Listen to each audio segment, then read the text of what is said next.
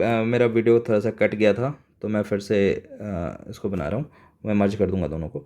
Liquation refining is based on, liquation refining किस पे based है?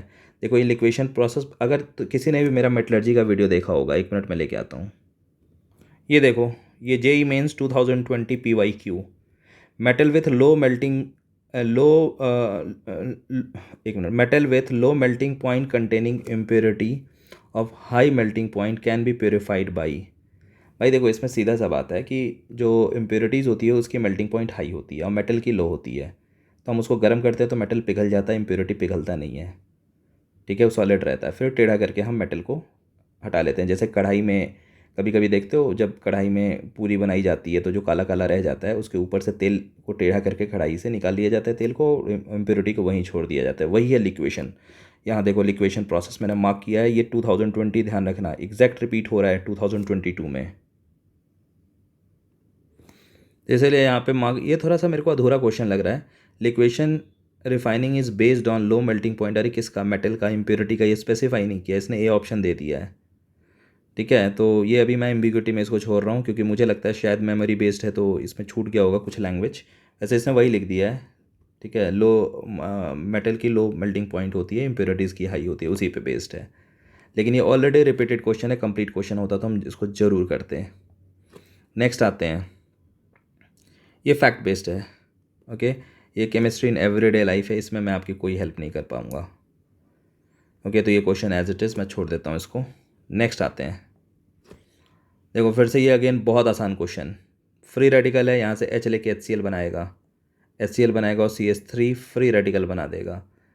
ठीक है, हेलोजन हाइड्रोकार्बन का ये रिएक्शन होता है, सनलाइट के प्रेजेंस में होता है, फ्री रेडिकल मैकेनिज्म। तो बस यही है। और ये और कहाँ पे मिला है मैं बता देता हूँ, ये इन्वायरमेंटल पे में मिलता है। Same question as it is environmental में। ओके, तो इसमें कुछ है ही नहीं, बहुत ईजी क्वेश्चंस था। ठीक है, नेक्स्ट आते हैं, phenol and Br2 product, phenol Br2 with water and product. अब देखो ये भी PYQ का क्वेश्चन है। आ जाओ बच्चों, अब देखो आप कितना सरप्राइजिंगली 27 जून शिफ्ट 2 में 2022, ये देखो जेई मेंस 2022 ये क्वेश्चन पूछा हुआ है। ठीक है ना, और इसी के लिए मैंने ये आपको कॉन्सेप्ट भी बताया था, एग्जैक्ट कॉन्सेप्ट बताया था कि भाई Br2CH2 क्या करता है, सिंगल सब्स्टिट्यूशन करता है फिनॉल में। और मैंने यहाँ बता दिया था अगर ब्रोमीन वाटर लोगे तो ट्राई सब्स्टिट्यूशन होगा। सेम क्वेश्चन 2022 के जून शिफ्ट का, जिसने भी वॉच किया होगा एकदम क्या बोलते हैं, पेपर को एकदम क्रैक कर दिया होगा पूरी तरह से। तो इसलिए PYQ पे ही बेस्ड है। अगर मेरे PYQ को बहुत अच्छे से देख लोगे, मतलब नहीं बनता है कुछ छूटेगा। तो इसमें प्रोडक्ट ये तो पता चल गया, इसमें डाई सब्स्टिट्यूशन, इसमें ट्राई सब्स्टिट्यूशन है। Difference in product is due to, मैंने एक्सप्लेनेशन भी दिया था क्यों ऐसा होता है। क्योंकि जब पानी में होता है ना, तो पानी में फिनॉल जो होता है O- और H+ के फॉर्म में रहता है, आराम से डिसोसिएटेड रहता है। ओके, तो इसी डिसोसिएशन के कारण जब ये डिसोसिएटेड रहता है तो ये ज़्यादा एक्टिवेटिंग हो जाता है, बहुत ज़्यादा इसको एक्टिवेट कर देता है। तो इसी एक्टिवेशन के कारण ऐसा हो जाता है। तो अब देखते हैं क्या क्या कह रहे हैं। Polarity of solvent, yes solvent की पोलैरिटी रीजन है, उसी के कारण तो ऐसा हो रहा है, डिसोसिएट हो रहा है। इलेक्ट्रोनेगेटिविटी, इलेक्ट्रोनेगेटिविटी यस, ये भी नहीं, इलेक्ट्रोनेगेटिविटी तो इसको डीएक्टिव, अगर इसके ऑक्सीजन के इलेक्ट्रोनेगेटिविटी को लोगे तो डीएक्टिवेट करेगा। High activating effect of OH, yes ये सही है, क्योंकि जो OH है इसमें ऑक्सीजन का जो लोन पेयर है ये हाई एक्टिवेटिंग इफेक्ट शो कर रहा है, और इसी एक्टिवेटिंग के कारण ये ऑर्थो और पैरा पे लगता है। इस केस में सिंगल सब्स्टिट्यूशन ऑर्थो पे लगेगा, इसमें ऑर्थो और पैरा तीनों ही ऑक्यूपाइड हो जाएंगे। अगर इसका माइनस लोगे तो माइनस से तो डीएक्टिवेटिंग होगा, इसलिए इस ऑप्शन को छोड़ दो, ये दोनों बिल्कुल सही, इसने डी ऑप्शन दिया है। और नेक्स्ट आते हैं, हेडिंग फॉर द नेक्स्ट, सारे क्वेश्चंस PYQ से। Not aromatic compound, aromatic compound के लिए फिर से अब मैं उसी स्लाइड पे ले जाऊंगा। एरोमेटिक की पूरी कंडीशन मैंने बता रखी थी, एरोमेटिक, एंटी एरोमेटिक और नॉन एरोमेटिक तीनों का। अभी एरोमेटिक पूछा है तो क्या था, साइक्लिक कॉन्जुगेशन होना चाहिए, प्लेनैरिटी होनी चाहिए, एंड 4n+2 पाई इलेक्ट्रॉन्स होने चाहिए। ठीक है, तो ये 4 ऑप्शंस हैं, अब हम देखते हैं। ठीक है, ये एरोमेटिक है, पाई सिग्मा पाई और 2 ही पाई इलेक्ट्रॉन्स है, तो साइक्लिक कॉन्जुगेशन प्लेनर होगा। मैंने बताया है 7 मेंबर से ज़्यादा साइज़ का जब रिंग होता है तो प्लेनैरिटी लूज़ करता है, अदरवाइज वो प्लेनैरिटी लूज़ नहीं करेगा। तो यहाँ देख लो हो जाएगा, ये भी एरोमेटिक हो जाएगा, माइनस है तो 6 पाई इलेक्ट्रॉन्स है, एरोमेटिक है। यस, ये तो इसका तो नाम ही है नेप्थलीन। ओके, तो ये तो एरोमेटिक ही है, ये तो डायरेक्ट सबको पता है। ये रह गया, इसमें रिंग की साइज़ फेवरेबल नहीं है और ये प्लेनैरिटी लूज़ कर देता है यहाँ पे, एच भी होता है यहाँ पे। ठीक है, तो ये अपनी प्लेनैरिटी लूज़ कर देता है और इसी प्लेनैरिटी को लूज़ करने के कारण, ठीक है, ये डी ऑप्शन इसमें आएगा, क्योंकि रिंग की साइज़ 7 मेंबर से ज़्यादा होने पे अपनी वो प्लेनैरिटी लूज़ कर देगा। The correct order of stability, इनमें से भाई स्टेबिलिटी का करेक्ट ऑर्डर क्या है? देखो ये सारे डाइजोनियम सॉल्ट दे रखे हैं, डाइजोनियम कपलिंग। अब डाइजोनियम कपलिंग में अल्टीमेटली इसका स्ट्रक्चर देखो, ये N2Cl जो है वो ऐसा है, N, ये रहा इसका रेजोनेंस स्ट्रक्चर। अब इसकी स्टेबिलिटी के लिए यहाँ डबल बॉन्ड कैरेक्टर होना चाहिए, जो कि यहाँ रेजोनेंस से आएगा। तो जितने ज़्यादा रेजोनेंस होंगे उतनी ही ज़्यादा इसकी स्टेबिलिटी होगी।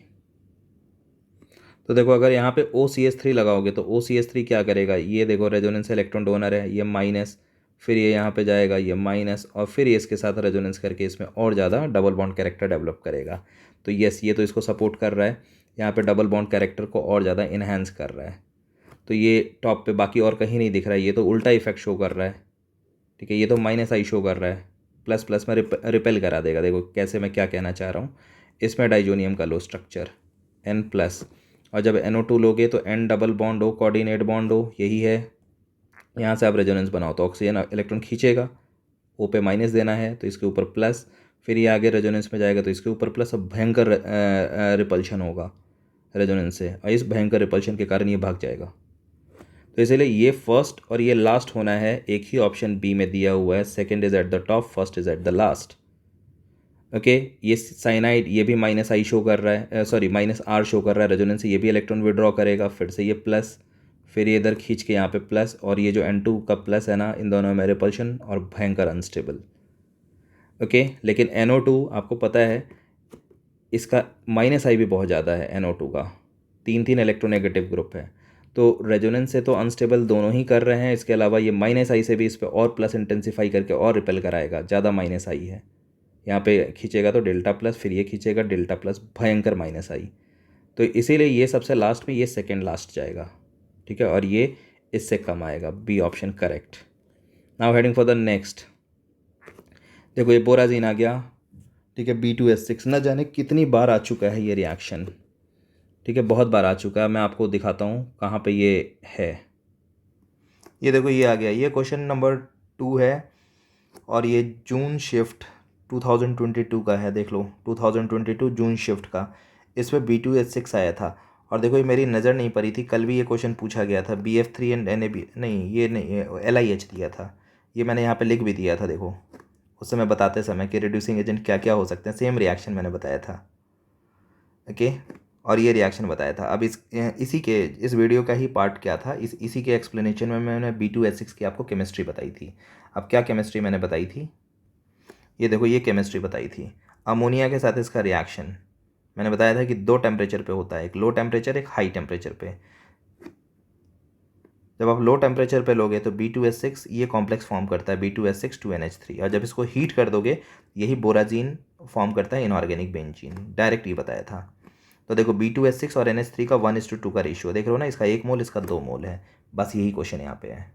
ये देखो इसने यही कहा है 3 equivalent of element X 6 equivalent, यानी 1:2 के रेशियो में है ना, तो इसका मतलब ये B2S6 होगा और ये दूसरा एलिमेंट अमोनिया होगा, सीधा ख़त्म। तो 2022 जिसने भी वॉच किया होगा P ब्लॉक, मतलब नहीं है किसको छोड़ के आ जाएगा।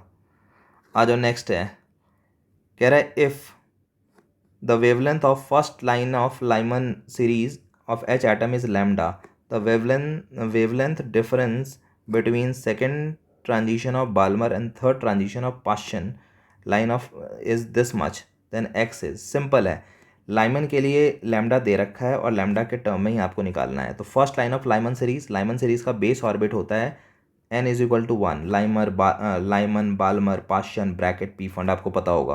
तो N is equal to 1 base orbit है। फर्स्ट लाइन का मतलब N इज इक्वल टू 2 से N इज इक्वल टू 1 में आ रहा है इलेक्ट्रॉन। ठीक है, इससे जो लाइन निकल रही है लैम्डा है। तो भाई ये तो आराम से हम निकाल सकते हैं। RH हाइड्रोजन एटम है तो Z², वैसे फॉर्मूला Z² होता है यहाँ पे, तो हाइड्रोजन एटम के लिए Z1 होता है, तो Z² 1 हो गया, 1/N1² लोअर ऑर्बिट 1 का स्क्वायर माइनस 1/n² 2 का स्क्वायर। यहाँ से लैम्डा आ जाएगा RH के टर्म में, या RH आ जाएगा लैम्डा के टर्म में।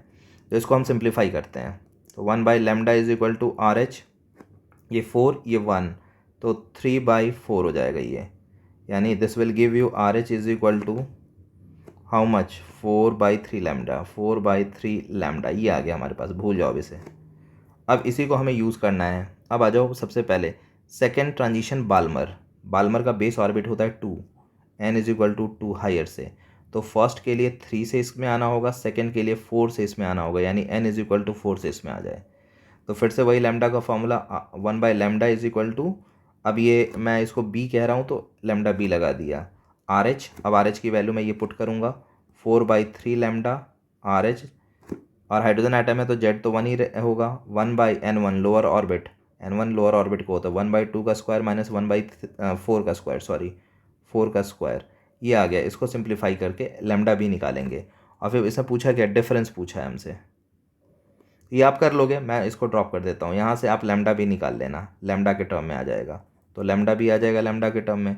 अब यहाँ पे आ जाओ third transition of Paschen series, तो लाइमन बाल्मर पास्चन के लिए बेस ऑर्बिट 3 होता है, n इज इक्वल टू 3 होता है बेस ऑर्बिट,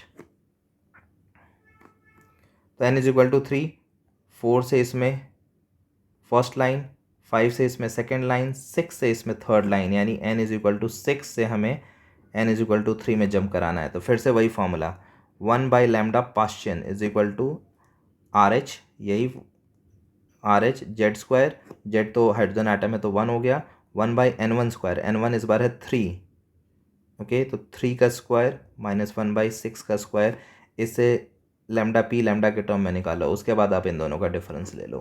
तो मैंने बस कॉन्सेप्ट समझा दिया, ये दो इक्वेशन है, यहाँ से लैम्डा p यहाँ से लैम्डा p निकालो और सॉल्व कर दो।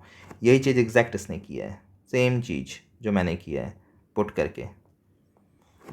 नेक्स्ट आते हैं Cl2 सनलाइट एक्सेस, ठीक है। तो अब इसमें क्या बताऊँ, सारे डबल बॉन्ड पे इसका सब्स्टिट्यूशन हो जाएगा, ये टूट के Cl ये टूट के Cl इसने दे ही रखा है, सामने ही दिख रहा है आपको स्ट्रक्चर, तो इसमें मेरे बताने लायक कुछ भी नहीं है, Cl ख़त्म, ओके। तो number of hydrogen atom in the product पूछा है, hydrogen atom in the product, वो तो जितने थे पहले, क्योंकि हाइड्रोजन ये तो डबल बॉन्ड पे एडिशन हुआ, हाइड्रोजन का तो कोई लेना देना ही नहीं रहे, तो हाइड्रोजन हर पोजीशन पे एक एक इंटैक्ट है, तो 6 हो जाएगा। नाउ नेक्स्ट आते हैं, the velocity of electron is x times the velocity of neutron, if the wavelength of electron is equal to the wavelength of neutron then the value of x is velocity. इसमें हम planning पहले कर लेते हैं, ये de Broglie का question है, planning हो गया। देखो lambda is equal to h/mv, यही है। तो सबसे पहले आप इलेक्ट्रॉन के लिए डेटा और इसके लिए प्रोटॉन न्यूट्रॉन के लिए डेटा आप निकाल लो। तो देखो सबसे पहले इलेक्ट्रॉन का डेटा, और यहाँ पे मैं न्यूट्रॉन का डेटा लिखता हूँ। कह रहा है velocity of electron is x times the velocity of neutron, इसके वेलोसिटी को मैं x ले रहा हूँ, तो इसका वेलोसिटी, अच्छा ये x नहीं ले सकते हैं, इसकी वेलोसिटी को v ले रहा हूँ मैं, तो इसकी वेलोसिटी जो हो जाएगी x इंटू वी, क्योंकि x टाइम ज़्यादा है। अब कह रहा है the wavelength of electron is equal to the wavelength of neutron, यानी इसका लैम्डा सेम है, तो पूछ रहा है find the value of x की वैल्यू निकालनी है। तो भाई सीधी सी बात है, इसमें पहले पुट करते हैं इलेक्ट्रॉन के लिए, तो इसका जो लैम्डा होगा इलेक्ट्रॉन का, पुट कर देते हैं इक्वेशन में, जो लैम्डा है h/mv, पहले मैं इलेक्ट्रॉन के लिए निकालता हूँ, lambda is equal to h by mass of electron, ये दे रखा है 9.1 इंटू 10⁻31, और इंटू वेलोसिटी पुट करते हैं x इंटू वी, और इसके लिए भी सेम लैम्डा है, ठीक है, तो इसका भी लैम्डा मैं निकालता हूँ, तो सेम इक्वेशन h बाई इसका मास 1.6 इंटू 10⁻27, ये आ गया, इंटू वी, ये आ गया v, बस।